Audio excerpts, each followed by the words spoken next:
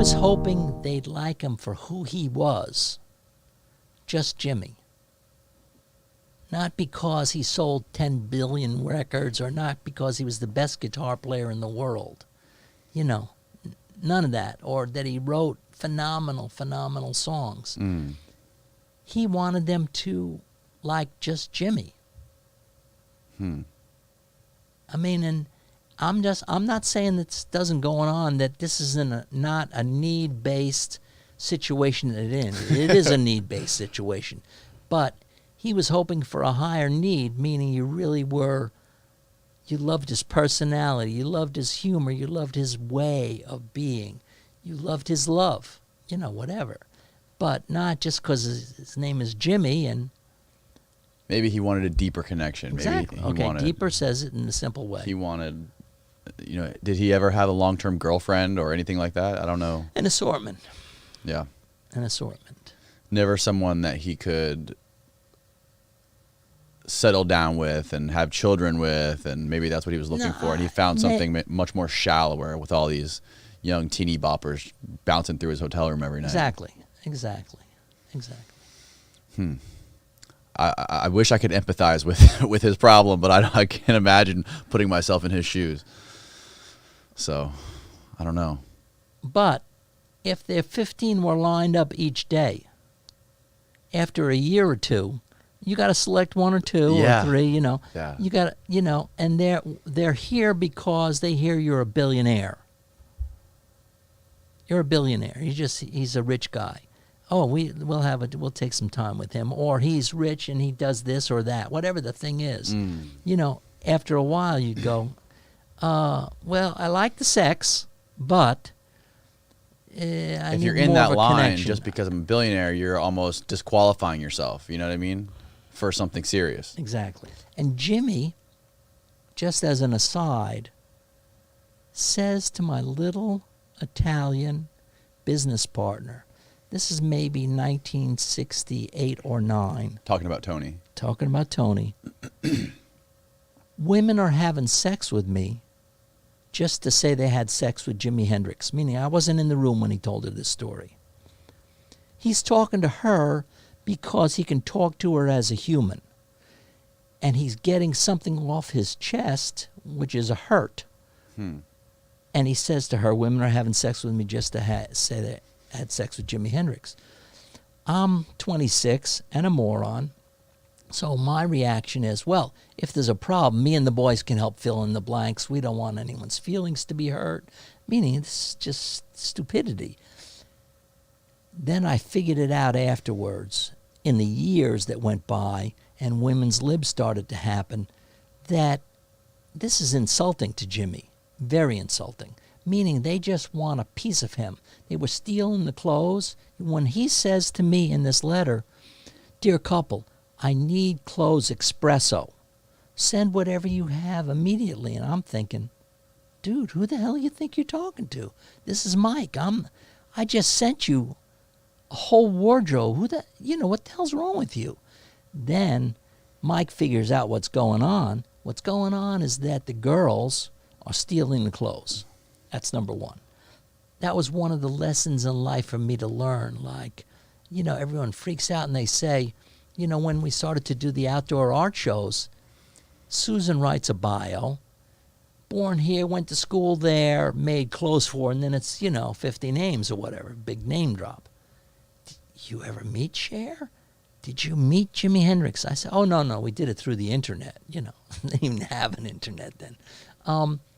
They couldn't believe that we ever met him, and then I said, yeah, Macho Man, what was he like, All I'm saying to you is that people put these entertainers on some pedestal.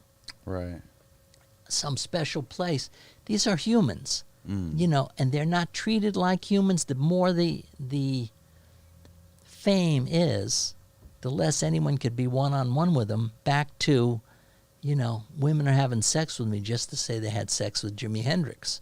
You never thought of this in your life. I never thought of it in my life. But once it goes down, I'm going, you mean these 13 girls that are lined up here, they just want to have sex with me because they heard I made clothes for Jimmy? This is why? Well, I'll try a few. You know, you understand the silliness of it. But it's a sad part of humanity that I was forced to see.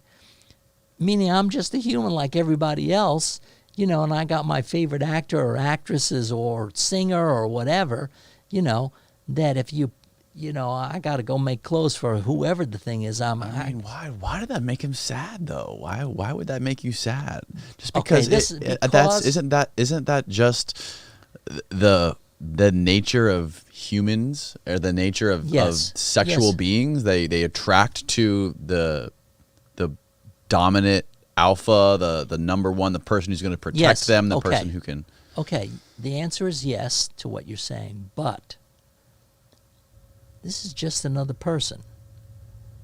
With all the things that you have, he may have a different set of talents and a different way of operating a little bit, and obviously a very different destiny so far in your life anyway. But all I'm saying to you is that he knew how to communicate on a record. He knew how to communicate with some fool that's making his clothes in Tampa, you know, or St. Petersburg at the time. So there's a beauty to just being natural. That's really what he was, you know, where a lot of us feel as though, you know, I can't be natural. I'm not, I got to play this part that's what the culture is telling me is proper or cool or, you know, whatever. Right. You know, and what he's saying, just go for it, Mike. Yeah. You know, do what you do. Right. That's why he chose you. So going back to, you were shipping all of these outfits to him wherever he was. How many outfits were you making for him in a month? Like 50? You know, no. I would say maybe 20. 20? Yeah. And some of these women were just stealing them from him and he had no idea? No, he had an idea. He knew they were stealing them. But the women would queue up to be with him. Right. They would, you know, let's say we're in the hotel, we're doing clothes, or we're hanging out afterwards. People are coming to the door, knocking on the door. I want an autograph. I want to meet Jimmy, whatever. You know, and I got to say, listen, we're working. You know, you do what you got to do, but you only got 5 minutes. Get it done. And some of the girls you let in, particularly one girl that we let in that Susan knew, the next morning, she was there for 5 minutes and left, whatever. The next morning, she's there when we come, meaning she had spent the night. She came after we left late, and then she was there in the morning. Is this in Tampa? This is in Tampa. And I'm not saying there's anything wrong with this girl. I'm just saying to you that this is... if I say to you, well, here's 500 girls, they all want to sleep with you. You go, that's a little overwhelming. Can I have 2 or 3? Right. You know, I mean, can we stretch this out over a week or How long a month? do I have? Yeah, long. But I mean, and I'm saying to you, and you can hear him say it in between songs where he's saying, this is dedicated to the girl in the 7th row with the red underwear. This is the girl with the chrome knee pads. You know, you'll hear it in between the songs that he's talking. He's just thanking people or talking to people or saying whatever's on his mind at the moment. I like to thank you for the last 3 years. He said 3 things to me about the end. One of which is, I don't know how much longer I'm going to be doing what I'm doing.